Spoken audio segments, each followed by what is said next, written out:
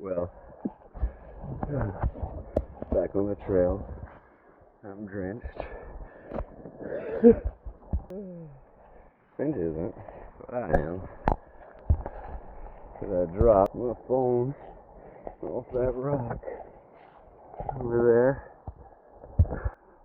in the water.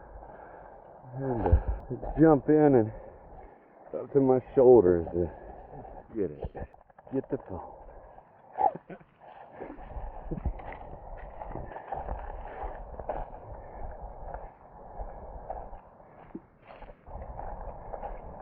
Ooh, this is a brisk walk. I think I'm going to put the phone away just so I can put my hands in my pocket and get warm.